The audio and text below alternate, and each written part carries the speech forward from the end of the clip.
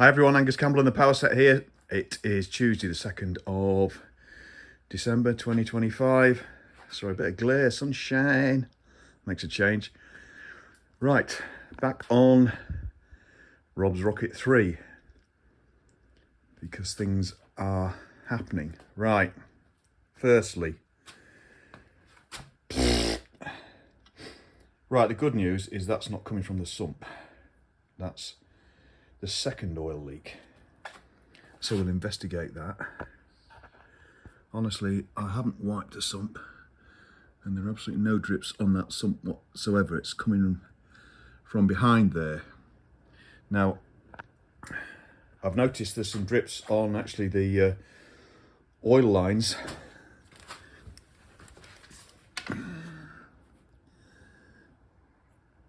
Where are they? There they are. There were some drips on those. I've managed to actually get a turn and a half on each of those Jubilee clips, so they weren't really that tight. There's the other little sod. But there are little drips all over the place.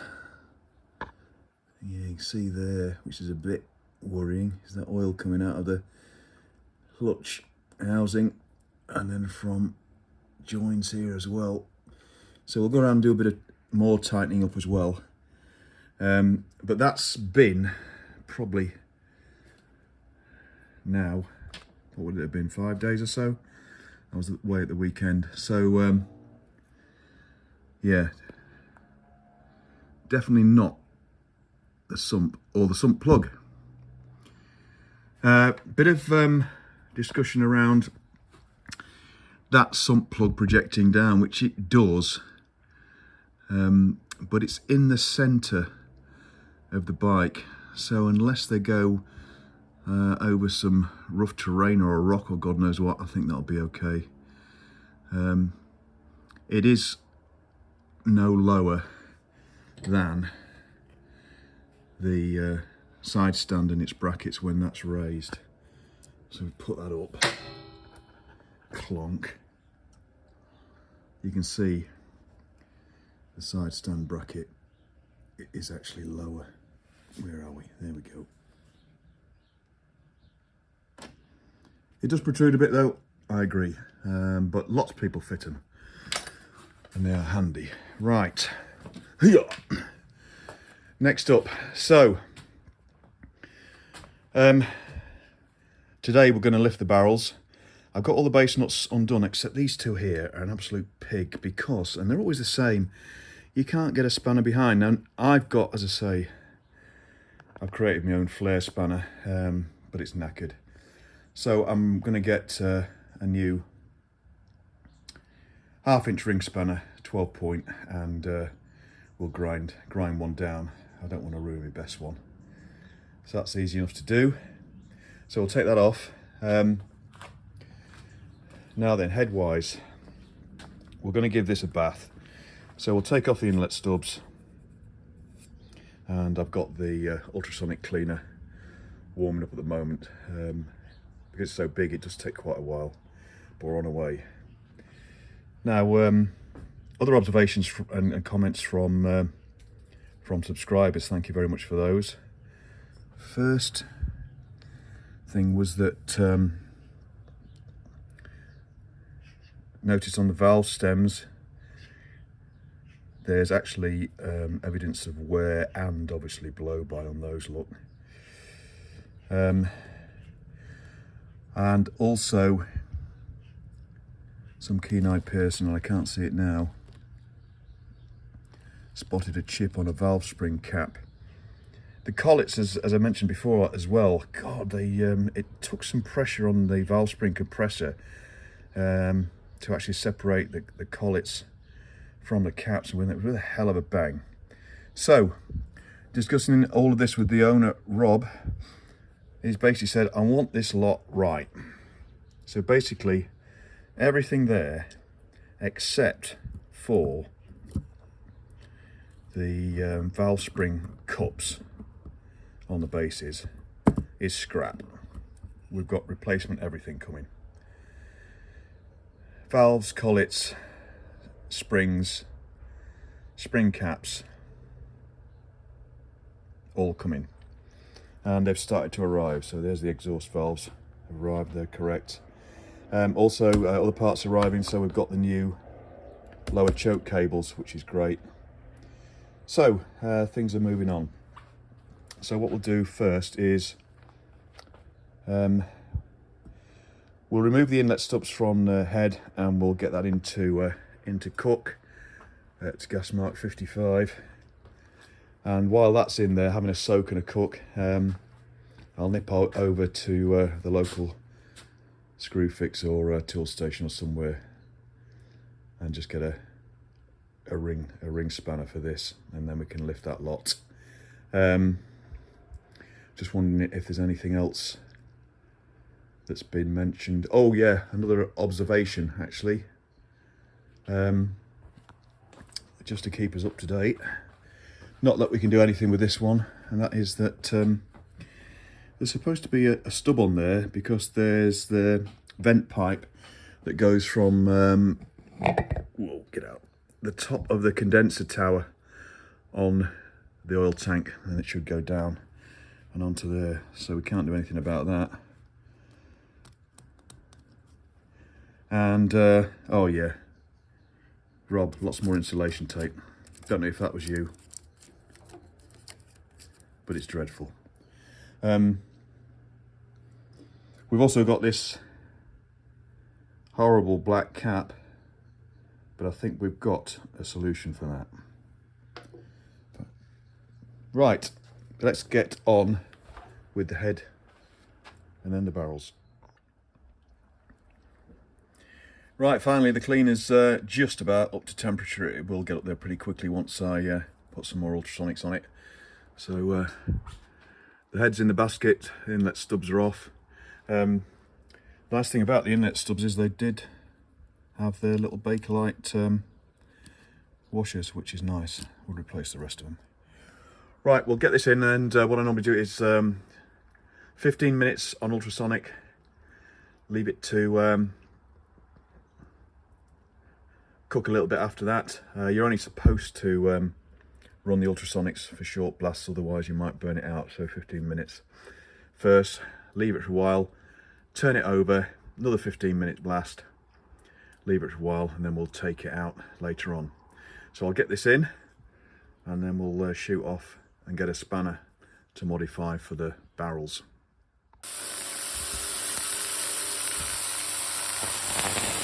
Frying tonight.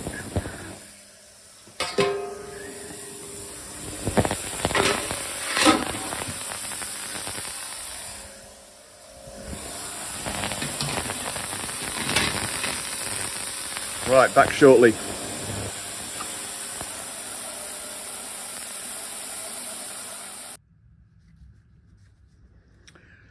Oh well, back from online stroke shop, can't get the spanner. It's on its way, can't get it until tomorrow.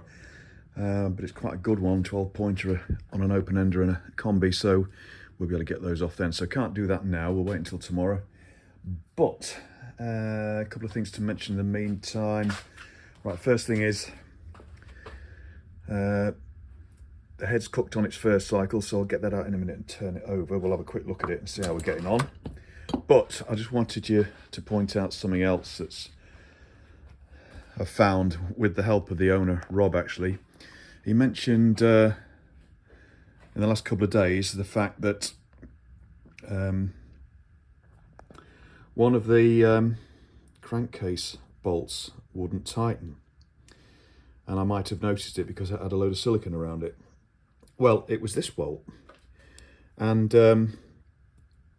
there was a ton of silicone around it and a fibre washer, and he said he'd done that because he didn't seem to be able to tighten it properly and there was oil coming out of it. So I took it out, cleaned it up, got a proper washer for it, checked it out, and it's tightened up rather well. Plenty of torque on it and it's solid. However, thought I'd check round one or two others. This one just spun. Here it is.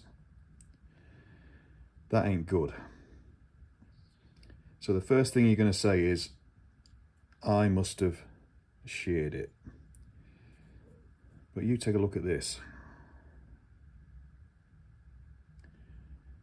That's been sawn.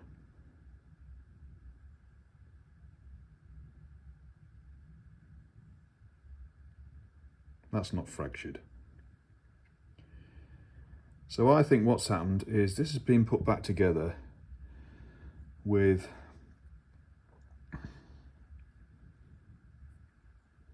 one of the threads being drilled and cleaned from a bolt that's sheared, and they've just cut this to size and put it in.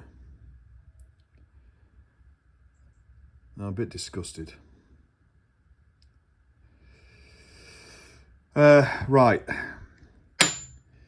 so that brings a bit of a challenge, but the good news is I've got good drills. I mean, we've got to go a long way. Let's have a think. Yeah, all the way. Well, we're going to have to drill to get anything on that at all. We need to do it. The challenge is going to be trying to do it without splitting the cases. It's worth a shot. I've got some long drill bits, and we'll, you know, start small. They're good bits. Start small and work up. See if we can try and clean that out. I mean, getting an extractor down there just isn't going to bloody work. Any ideas, guys? Let me know. But it's going to be, it's not impossible, but it's going to be a bit of a challenge. Anyway, I'll stop thinking about that for now. Well, the reason I'm thinking about it is obviously if it's going to be too much of a challenge, then there's only one thing for it. We've got to take it out and split the cases. Now, I know a lot of you have been saying, you know, with what we found here, should we be splitting the cases anyway? But just to reiterate some of my replies, in that Rob has checked the basics like oil pressure, etc., which is excellent on this, before he brought it over as part of sort of his initial efforts to try and correct a few bits and pieces. So he did check that and it's all right. My engine, which was done by the same restorer, the bottom end was fine on that as well. And on these motors in general, you don't tend to have too many problems. I mean, the only one where I've the only couple of times I've really come across a problem in many years is I have seen them throw a rod, and also I did have a T160 in my youth when I was 19. Got my first job, bought a second-hand T160, great bike, commuting and stuff, trips, 12,000 miles. One of the big end nuts came undone, and that was a common trait on those. But in general, the bottom end on these is pretty bulletproof, as long as you run the filter and obviously undertake oil changes regularly. So I'm pretty confident the bottom end's okay. There is one other minor issue that Rob has reported, in that you can't roll the bike backwards in gear to move the cylinders over, which sounds a bit odd. So we need to have a look at that, because that might be either a gearbox or a kickstart quadrant issue if it's bringing the kickstart down with it. Very odd. Might have a quick play with that now. Anyway, just that was just, you know, some other discussions, observations, issues we've got to correct, because we're doing it properly. I should also say the pistons are on the way. We've gone for the same as I put in mine. Vale Onslows have still got a stock of new old stock pistons, proper ones. They are plus 40s, but that's okay, because that's similarly with me. Then, you know, if you're going to wear this out in your lifetime, and you can get up to plus 60 anyway. So We've got plus 40 pistons coming. That'll give the bores a good clean out. And I've rung the engineering company that I've used in the past for the Fury and stuff in Rugby, Ward's Engineering. So they're going to do the rebore. So as soon as the pistons arrive, which should be in a couple of days or so, we'll have the barrels off then, and we'll take that lot in and we can get that cooking before Christmas, which is great. So in the meantime, let's just get this out after its first bath, and we'll have a look and see how it's getting on and see if it's cleaning up any of that crud, etc. But we'll give it a few more goes yet. Coming on all right. Inlets have come up, inlet ports have come up a treat. Chambers are beginning to clean up. Exhaust ports not yet, but we'll keep going. Right, so I've turned it upside down.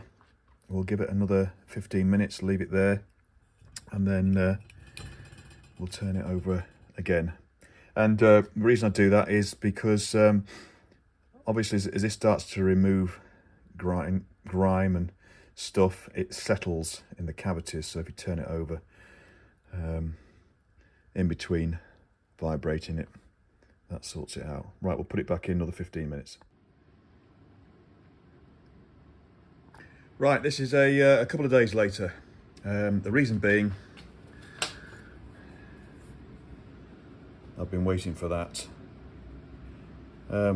Great spanner actually from Screwfix, flare, not one end but 12 point, which is great.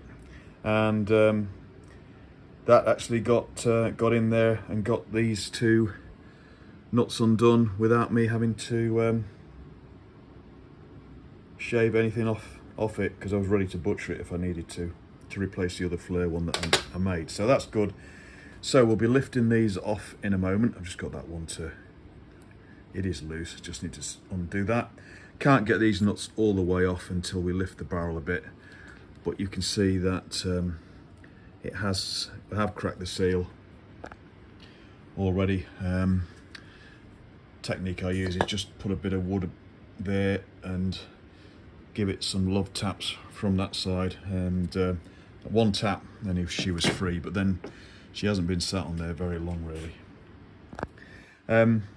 So I'm going to do those nuts, that last nut now, lift the barrels, and as I lift the barrels I'm going to stuff rags in so that we can protect the con rods from clouting against the crankcases. I'm not bothered about the pistons.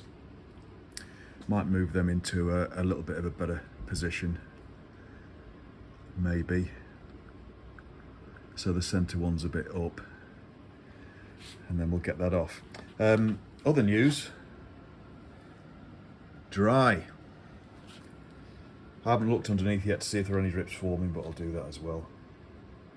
So we'll get these barrels off, have a quick scan round, and then we'll leave it there for this one. We're just waiting for the pistons, which should be here tomorrow, I think, and then we can get the barrels off with a piston over to the engineers for rebore.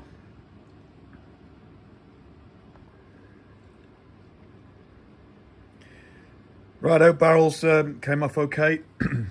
The base gasket was dreadful. It's almost like it's absorbed oil. It's weird stuff. I don't know what that is. It was mainly in one piece, but just taking it off, it just disintegrated. I don't know what that stuff is at all. But it'll be get a new one. Who noted that I forgot to mention about making sure you keep hold of the cam followers when you lift. I nearly lost one or two, but you can always go fishing with a little magnet and you can usually get them out. But anyway, nearly forgot. I just stuffed a couple of rags in here just to protect this this centre rod from clouting the crankcases, but it's actually okay anyway, so we'll have a look in there in a minute. So over to the barrels. One or two observations here. I've taken off the lower seals and the cups and the gasket under the lower seals, so we'll just keep hold of the cups themselves. Somebody's engraved an arrow. I presume that means this is the front, which is easy to tell anyway because the front is squared off and the back isn't. Something else, I've not seen this before. There's the letter H stamped there.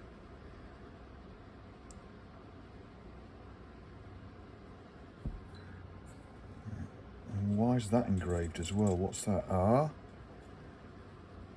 I have no idea. Anyway, you can see better here. There's lots of vertical scoring. You know, when the light's at this angle in all of them.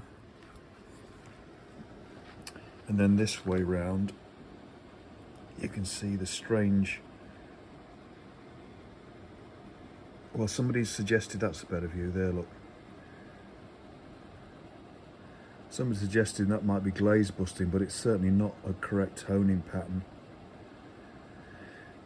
Also, as well, I would have expected there be a bit of a ridge towards the base of the liners, where the bottom piston ring ended its stroke, if you like. There's nothing whatsoever, so that seems to indicate to me that whatever they've done is they've taken off quite a bit of meat off these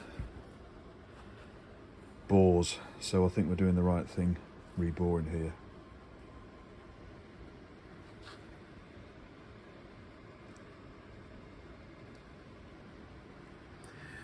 Other than that though, the good news is the barrels are in fantastic condition. In general, the casting. So that's good.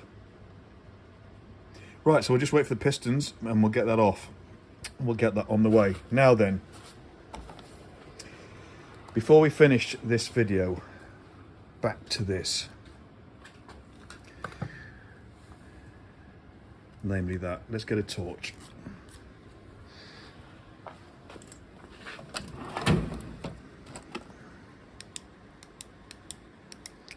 Oh yeah, there we go. One with a good battery on it.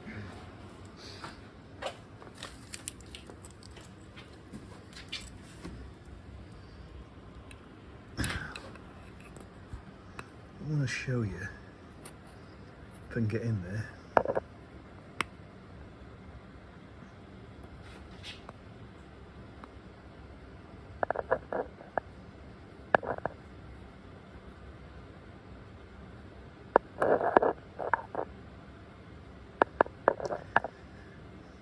Bit difficult. I think it's a bit better.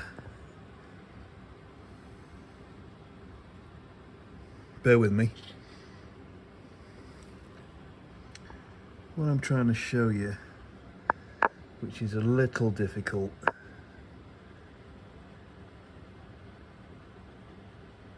it's probably the best pick there.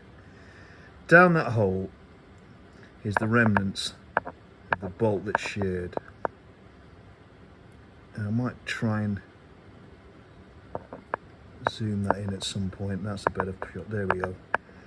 Right at the base there, and that shows a normal fracture pattern, i.e. it's mottled. It's a bit difficult to see, I know. I'll try and zoom in when I edit the video. But this that was stuffed in there doesn't show that. There we go. There. Come on. That's it. There you go. That's a hacksaw pattern. Do you agree? I've never seen such a botch in all my bloody life. It's disgraceful. Right, what to do about it? Well, I'm going to talk to the owner about it. I have got a plan. And that is, I can get, I've got drills to go down there. I can get the drill in so we can go in straight. Obviously we've got a bit of a guide anyway. But the good news is I've got some left-hand drill bits for this. And I'm tempted to drill into that to see if we can loosen it by maybe getting it to turn a bit, or alternatively drill it through and then try and get the remnants out with this in situ. Bit of a risk, I know, but not too bad, because luckily there's not much else in the way. And if we look, if you like, it's fractured where you'd expect it to, and that's probably, you know, at the start of the thread.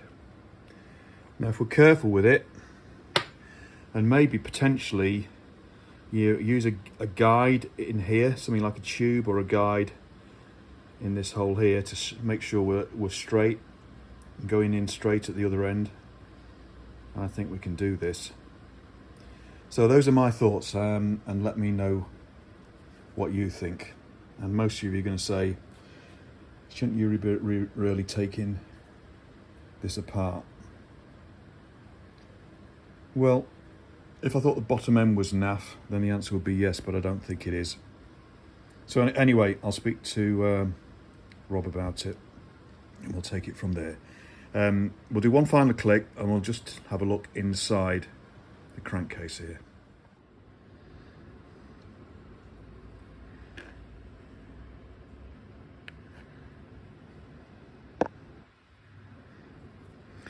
I mean, to me, it looks pretty good.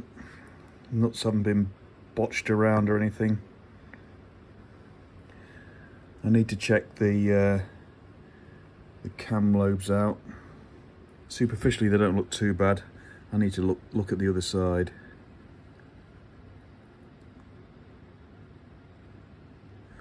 I need to check the rods too. But you know, from an initial quick inspection, I think we're okay. But what we'll do when we're taking the pistons off, we'll have another good scan round. And just to check then what these pistons got. So these pistons have got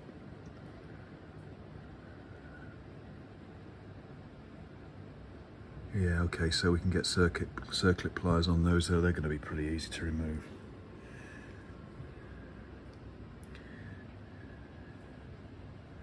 Take that away, you can see a lot of scoring on that piston there, not too deep.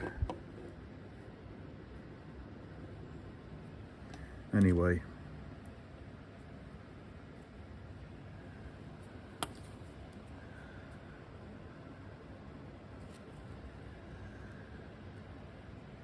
doesn't look like there's been any blow-by from the firing.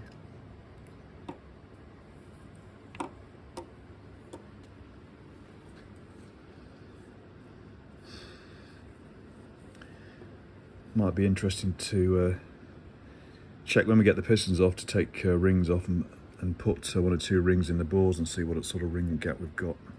Anyway, that'll do for now. Right, gotta have a quick chat with Rob. Thanks very much for watching, everybody. Thanks for your interest. Any comments and subscriptions. See you all again soon.